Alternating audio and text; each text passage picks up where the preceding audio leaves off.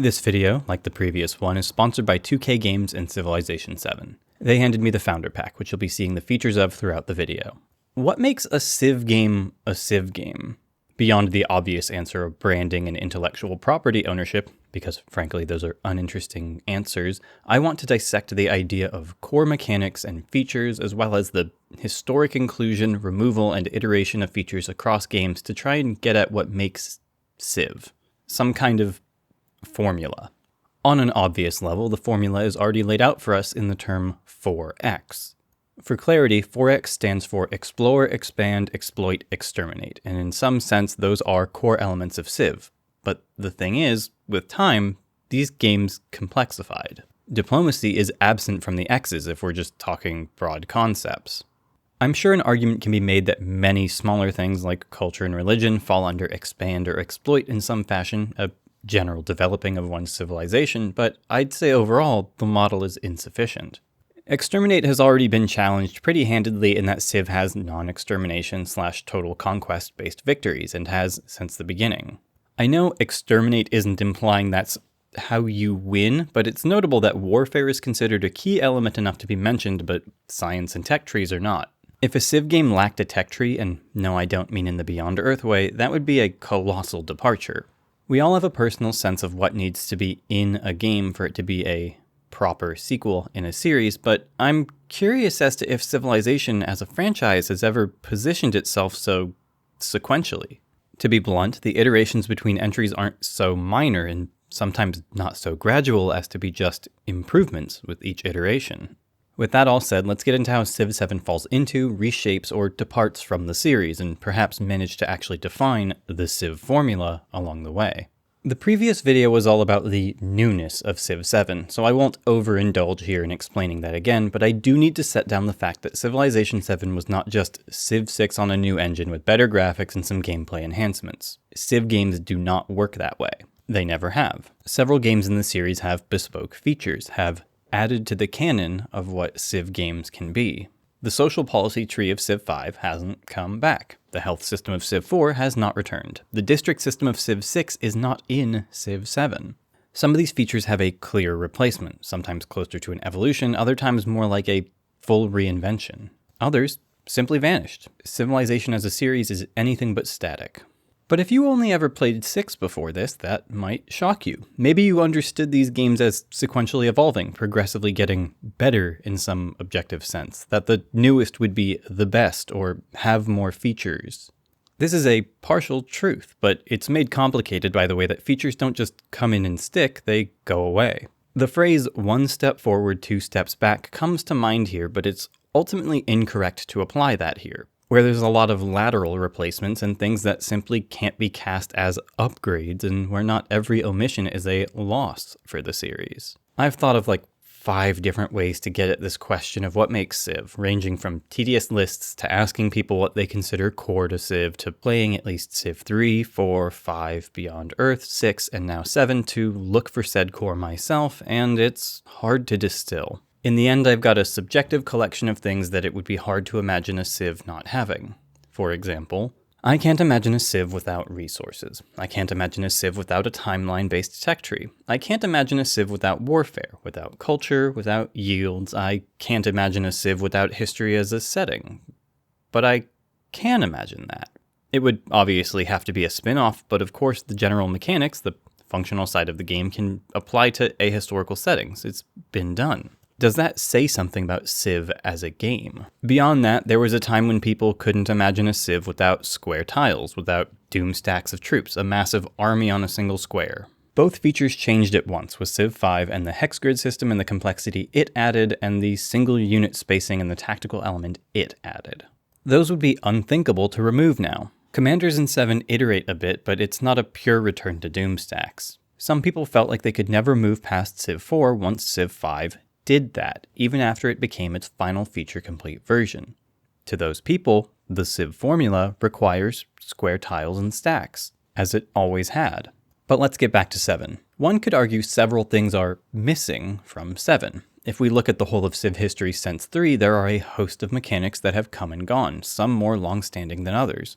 Here's a broad list: districts, faith, GWAM, government shape, workers/builders, cultural border expansion / culture bombs, health, national wonders, project wonders, a post-war era, rock bands, national parks, and one more turn. To be clear, the game isn't straight up lacking features at launch. In fact, things like weather are base game here. The 3 ages are a deeper iteration on eras, and so forth. And regarding the list, some of those were only in 6. So in those cases then, it's more that 6 had a distinct feature than that 7 lost it. Would you say anything from that list is part of what makes Civ Civ? The 4 that come closest are longer standing elements: workers, cultural border expansions, the post-war eras, and one more turn. Workers have been replaced entirely, and that's massive in some ways. Granted, they were mechanically changed by 6 when they became builders instead, by giving them build charges that one spent to instantly do something instead of taking turns to improve land and make roads. That change felt strange at first and seamless after a bit. But if you went back in time and told me during Civ 5 that workers were getting removed from Civ someday, I'd be stunned. And yet, the system they've replaced them with feels both like an evolution of the change to builders and feels organic enough that I hardly even thought about it as I rolled through my first 100 turns. And that leads us into cultures and borders. Culture border expansions have changed throughout Civ. Until 5, they were radial, a big bump all at once in every direction. 5 introduced tile-by-tile expansions and purchasing. 6 kept that. In that light, a transition to the growth system where every push of growth is like a mini culture bomb was sort of smooth. Where we are now, the reach of one's empire is not a cultural thing, it's rooted instead in population. That's a large change, but it's also one I can see the logic to. It doesn't feel like culture has lost purpose, especially since it has now entrenched itself as a second tech tree. Even if I were not somewhat confident in the later addition of a 4th era, I can't honestly say that having the information age is core to Civ for me. As the era that becomes our present day, it's usually one that I fall off of interest in.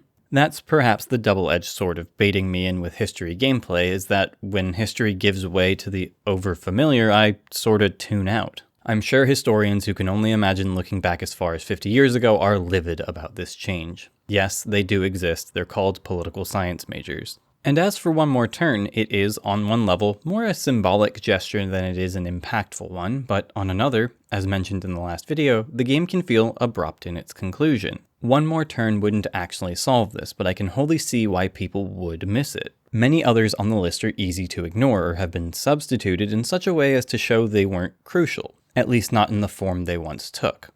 Government shape is one of those ones I miss from 4, but needs a hint of clarity. In 4, you didn't just have one government type and that's it. You had a host of different civics that applied to different facets of government. Theocracy wasn't just a government type, it was a question of how religious your state was. The replacement of this in policy cards is drastic enough to say that it's not the same system at all, even if it is potentially more complex. Civ 5 had the policy tree for ideologies. You can see how this is a step towards the policy cards of 6 and 7, and they kind of fit, but there's an arguable absence of something that explicitly calls itself government in some way. Can we class such a thing as a lost feature? My point with this example is that the removals and alterations can become just as much a part of Civ's legacy. If one game lacks something, then that entry lacks it. Okay, done. But if 2 lack something, then it signals a trend, a new direction. If 5 and then 6 had not had religion, would you have expected it in 7? Civ 4 had a health system that impacted growth, and it's never been back, and I doubt many people thought it would make an appearance here. National wonders, last seen in Civ 5, were replaced by government district buildings, ostensibly. Project wonders, as in nebulous idea wonders like the Knights Templar and the cure for cancer, universal suffrage, and, rock and roll. Oh, Civ 4. Those have not made a modern appearance. As previously gone over, the idea of base game is integral to understanding a Civ at launch, and has everything to do with expectations that are built from prior entries. Something being in a base game a few times codifies it as a base game expectation. That does not, however, extend to the roster. I want to clarify this point because some things we might presume have been present the whole time actually have a shorter history than expected, or were introduced to the series via an expansion. We'll cover some examples of this as we go. Base game should not be skeletal while it leaves room for expansion. I think that's a pretty basic agreement, but beyond that, it's either very, very simple or very murky. By simple, I mean that base game should include stuff like religion at this point, in some form, or that science victories are still in the game. By murky, I mean things like how great writers and musicians transcended being a DLC feature in 5 into being base in 6. Does that make them forever base game? They're not in base 7. You see the difficulty of parsing that. Or what about things that have not transcended being DLC features but have been featured in DLC many times? Example of this happening is natural disasters being base game now. An example in the negative is Portugal is once again not base game. But in a funny way, isn't that sort of part of the Civ formula if it's always the case? Expectations for these games evolve and deepen with time, but in a very nebulous way. The hope is that the game ends up with more to it, more features or more civs, more reason to pick it up, to prefer it. And that's hard to measure when different mechanics are, well, different. And perhaps what's crucial to the game, what links them, can't be found in individual mechanics. Perhaps the core of the series has more to do with how we experience it. In that light, let's look at an avenue of experience, at the idea of leaders, civilizations, and personification. Personification isn't an explicit mechanic of the game. Rather, it's something we all just do to an extent. It roots our experience with the game, becomes part of the Civ experience. Last time I mentioned that leaders feel a little less like characters this time around. I'd like to amend that and say it's partly down to how they have less room to be so, and partly down to how leaders in Civs were, formerly, inextricably bonded. That means there wasn't much of a mental difference between Napoleon and France. You'd likely say, oh, France keeps stealing my wonders far more than you would say Napoleon is. The character of leaders was, in part, intrinsically informed by their conjoining civilization. They shared the work of personification as one entity together. Civilizations are characters, but Civ 7 disrupts this. Now they're in a different position, malleable where leaders aren't, no longer bound. I can tell the difference matters on some level because my brain is having a hard time adjusting the way I talk about a given run. I keep mentally reaching for saying Greece did X, when the proper thing to say would be Lafayette did X, because he will still be Lafayette and my same opponent, but he will not remain Greece. I want to take this opportunity to dig into the idea of leaders and how they've been defined throughout the series. It has been largely a situation of that static pairing of civs and leaders since the start, with some little details and alterations throughout. Many but not all leaders were heads of state in some capacity, though some preside over a collection of people far grander than they ever did in real life, as per Boudica and the Celts, which the antiquity inclined among you might note are not and never were one cohesive people. At that point, the Civ is less of a civilization and more of a cultural heritage. And this is sidestepping the entire question of states in the first place. To describe the change from having big famous names as leaders to where we are now as gradual would plot the general trajectory at the expense of notable outliers. The default understanding is that leaders come from kings, consuls, emperors, presidents, statesmen and generals, that they were leaders in a literal sense in life, more often in a governing capacity than a military one, but that's been inconsistent. The second tendency is to go for big names: Napoleon, Caesar, Cleopatra, Bismarck, Tokugawa, and anyone who was titled the Great. Or names that are just made big to us by recency, like Mao and Haile Selassie and Gandhi and Churchill. Civs were also chosen, first and foremost, for their recognition. And this has actually become recursive in a meta way now that Civ itself is popular.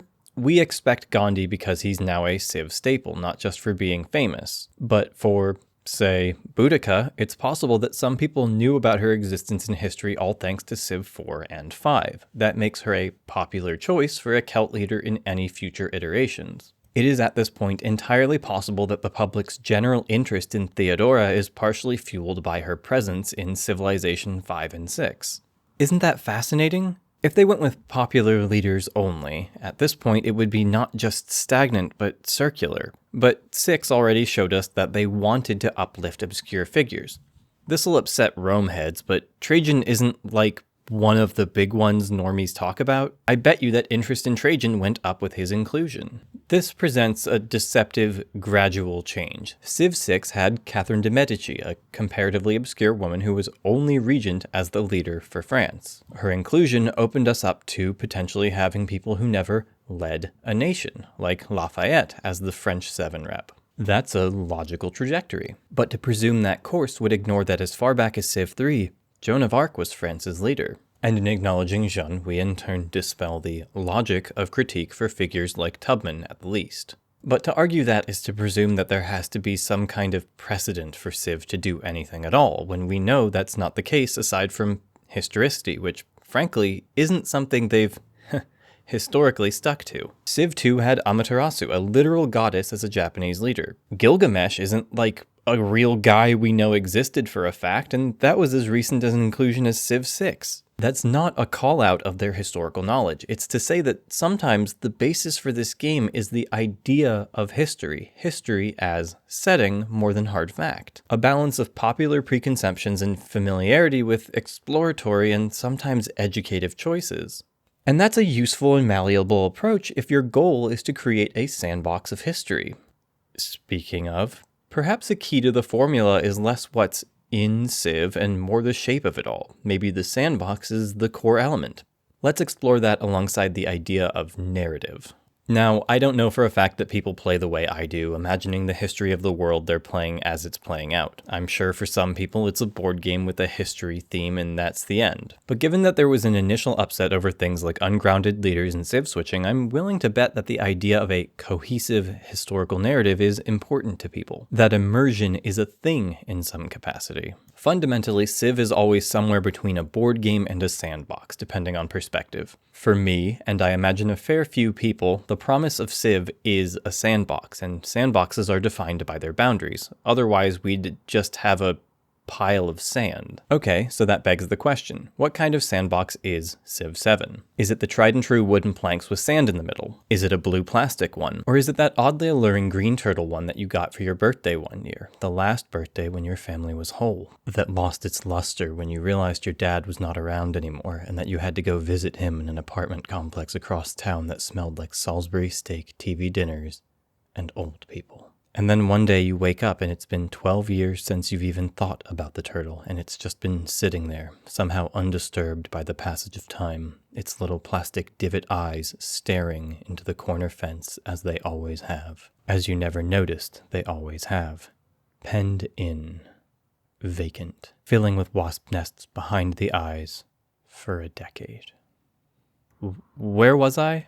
In order to get into this, I want to explore the new narrative system and look at its inspiration in some old systems, and eventually how it adds to the world without offering too heavy of suggestions. It doesn't step on the player's imagination or pen them in. Narrative is a self-construction in these games, largely enabled by boundaries as opposed to railroading, narrow pathing through events with concrete outcomes that aren't especially interpretable. But what distinguishes railroading from flavor? Choice is present in both. Railroading does not mean going only one direction. It means the paths fork, but they still go forward a specific way. Narrative events in a game can have a heavy hand, can be so strong in their impact or implications that they overwrite one's headcanon of a run. Narrative in Civ 7 has a lighter touch than that. Narrative system is not, in fact, new to Civ, but it is not a consistent mainstay. Beyond Earth had it to a degree, but if we stick to mainline games, Civ 4 was the main one to use it, with events that impacted tile improvements and implied weather events, sort of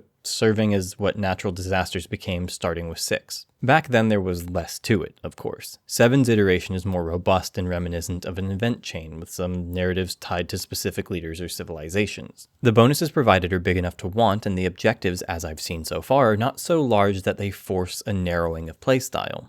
They can even be ignored. They add texture, but don't overstep. That all said, a narrative system will be plagued with an eventual flaw that is fatigue.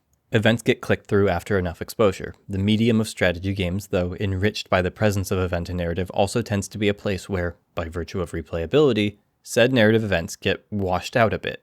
It will be interesting to read them at first, and then they'll become familiar to a point of being clicked through. Does that sink a feature?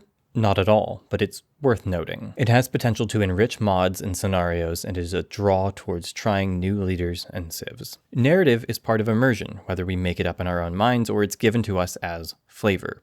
Immersion is a fragment of play, and one of those reasons that people bristle at ungrounded leaders and civ switching, and it's personal and subjective just as much as it is fundamental to what civ is. But with that said, I don't know that there is a true model of civ anymore. Civ 7 has a lot of new elements to it, but some of the big ones are based in the series' history, as we've just gone over. In looking to the past, we often don't look far enough back, or presume things were a different distance from us than they really are, or we dilate time, or indeed misremember. That's true for real history as much as it is for our experiences with a series like Civilization. I want to emphasize that what makes these games isn't some rigid set of rules, it's the space around play, the setting, the basics, and from entry to entry, a heap of evolving features and familiar characters. The answer to all this, in so much as there is one, is that there's not a lot about Civ that's static. Even the historical lenses shift, even big systems get shakeups, like culture becoming a second tech tree. It is obviously defined by its name, given that name for a reason, but there are parts of it so fundamental we almost don't notice them. Turn-based tile map history game that spans 4000 BCE onwards is too broad to capture the actual Civ essence. What these games share is an interest in history as a toolbox, or better, a paint palette from which they create, imagine mechanics. Think, how would this be a system? Or how can players be goaded into doing historical actions? Or even cutting away elements? Does this deserve presence, as with Civ 4's health? You can argue that it added to the simulatory elements, but its absence isn't broadly mourned. You might think removing great artists is a huge change, and then it turns out that they've been in the series for less time than you thought. There's a tension that will always exist in these games between sandboxing and simulation, history and what if, between presenting the obscure or maintaining the familiar. They're far more sandbox than much of the genre, and yet players tend to expect a degree of historical grounding. As discussed previously, the idea of culture/Civ switching is too ungrounded for some, or needs constraints for others. That implies it's not a game only in the way that it's never gotten in the way of, say, the Greeks building the Great Bath or the Aztecs making the Knights Templar, aside from joke scoffing at the idea at most. I think people know that when I say 4000 BC America feels wrong, I'm not offering a serious critique. Civ switching has had a stronger response, but it coincides with Civ taking its historical threading seriously. That's what the real avenue of critique is. I don't know if the fan base has aged up as the years go by, or if it's always had a young replenishment rate, but I've played these games since I was like 8, and I've obviously expanded my understanding of history, and with it, come to expect the history in Civ complexifies alongside my own understanding to a degree. Is the expectation that Civ evolves past its storybook origin warranted? Game first, history second. Sure. But I think we can all agree that having richer resources available for the curious is just a good thing, even if that deviates from the original design or prompts re-examinations of former game staples. Civilization is a loose series, ultimately, where even appreciated features might be replaced, iterated on, or evolve past recognition. The only stumble I would say is unambiguous is when a system loses interesting complexity, and I can't pin any of that to Civ 7 until probably years from now. And frankly, even if there's not an expansion fourth age, that's not a disappointment unto itself. The game has to, and indeed will come into, some eventual saturation point whereupon it feels full of features. Bloat is a real concern on the other end, but I think Civ's creators are largely aware of this, given that complete editions haven't, in my view, been overly complex in terms of systems, and tended towards satisfying with the occasional, oh, but what if they modeled X or Y in another expansion feeling. Civ 7's core premise of the transition of civilizations between ages is something I've wanted some form of for a long time, knowing it was against the formula in a sharper way than other changes. It's quite possibly the most drastic shakeup of the formula because it's not just additive or replacing one model with another, it's doing something wholly new, and in the process, it's replacing the idea of standing the test of time as insert Civ. We do not take the Persians into the modern age. We evolve into a modern Civ. And I think they knew that it would be a shakeup, something foundationally different. Comical as it is in hindsight, some people were mad when the game switched to a hex tile system. It was a big change that marked Civ 5 for a bit. Now, it's so obviously the standard that it marks the game itself. Hexagons are part of the splash screens. They're an icon. But it was, before 5, a fact that squares were Civ, and 4 half changed that anyway by deviating from the tilted axis. I argue there's no such formula, and that every Civ is ostensibly a fresh attempt at making of history a sandbox. That does not diminish audience expectations, but it is worth exploring, if nothing else, because it can challenge your memory or presumptions of the series. Like, for example, great writers only being based in Civ 6. Did you know that?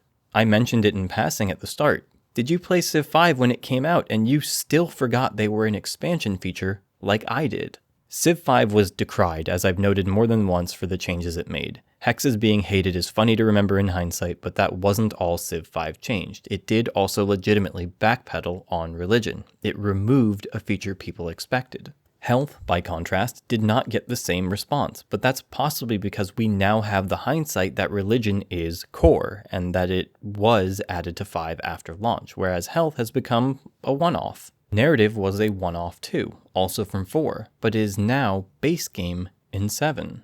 There is no Civ formula. There are identifiers and traditions, but little is sacred and little becomes canon with time. Districts weren't dropped for being divisive, narrative didn't return on the wings of popular demand. If 7 had gone back to a science-only tech tree, we might not have been shocked, provided culture retained an associated system. Systematization is the means by which that blend of simulation and sandbox that we call Civ is formed. In the mix are parts and implied promises, and when implied promises become the norm, then that creates expectations which shape our response to these games. Ultimately, all I can say is, to make a Civ game, Portugal must not be base game. Thanks to 2K and Civ 7 for sponsoring this video. If you'll excuse me, I'll be getting back to apparently maining Achaemenid Xerxes.